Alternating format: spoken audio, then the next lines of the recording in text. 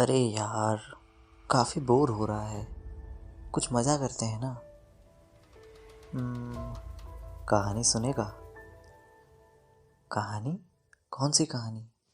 ये कहानी राजेश की है, जिसके साथ एक खौफनाक वाक़या होता है जब वो अपने हॉस्टल में अकेले एक रात रुकता है। ये कोई डरावनी कहानी है क्या? फिर तो बिल्कुल मज़ा आने वाला है। हाँ, ये एक डरावनी कहानी है। तो सुन। उसका नाम राजेश था और वो राजस्थान का रहने वाला था।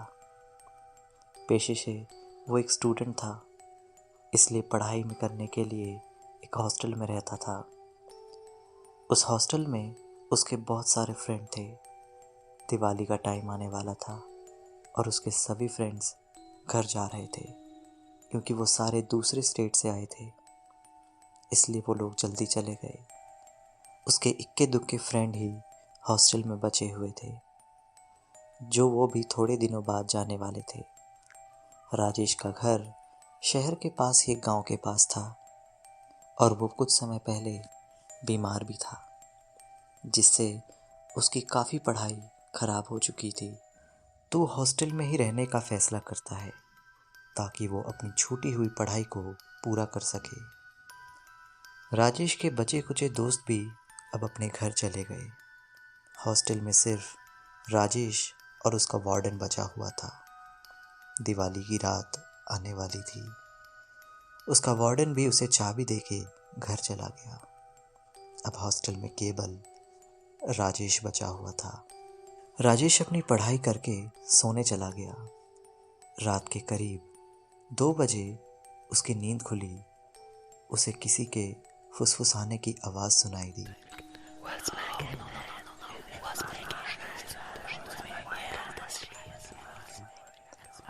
पर हॉस्टल में राजेश के अलावा कोई और नहीं था।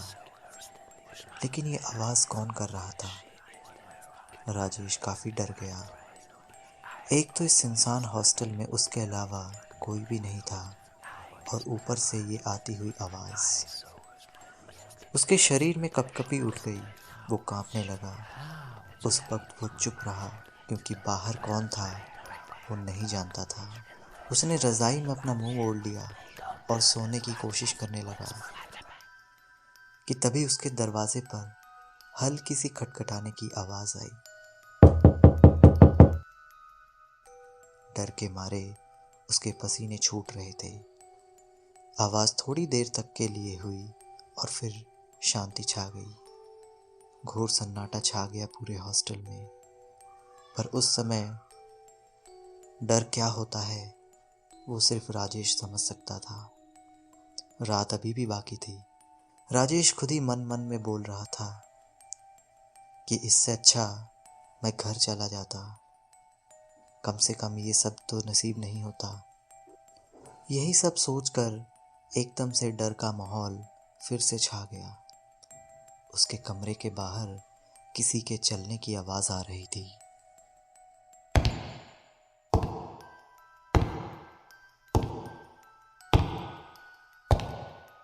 थोड़ी देर बाद वो आवाज़ भी बंद हो गई। फिर तभी किसी ने दरवाजे को जोर जोर से पीटना चालू कर दिया।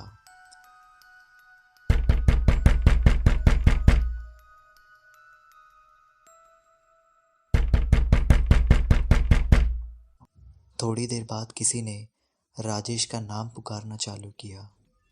अब राजेश पूरी तरीके से घबरा गया था कि आखिरकार उसको मेरा नाम कैसे पता चला। बाहर से आवाज़ आई, दरवाजा खोलो, मुझे अंदर नहीं बुलाओगे? वो आवाज़ किसी इंसान की तो बिल्कुल भी नहीं हो सकती थी। बहुत ही डरावनी आवाज़ थी। राजेश ने दरवाज़ा नहीं खोला। अब वो चिल्ला रहा था बाहर से, दरवाजा खोल, नहीं तो मैं दरवाजा तोड़ दूंगा। राजेश मन ही मन हनुमान चालीसा पढ़ने लगा। वो रात भर नहीं सो पाया।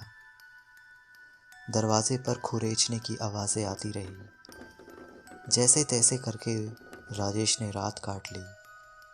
वो सुबह तक हनुमान चालीसा का पाठ करता रहा। सुबह होते ही राजेश हिम्मत करके बाहर निकला, पर वहाँ कोई भी नहीं था। पर दरवाजे पर नाखूनों के निशान थे। वो बस यही सोचता रहा कि अगर मैं बाहर चला जाता तो मेरे साथ क्या होता। उसने अपने वार्डन को फ़ोन लगाया।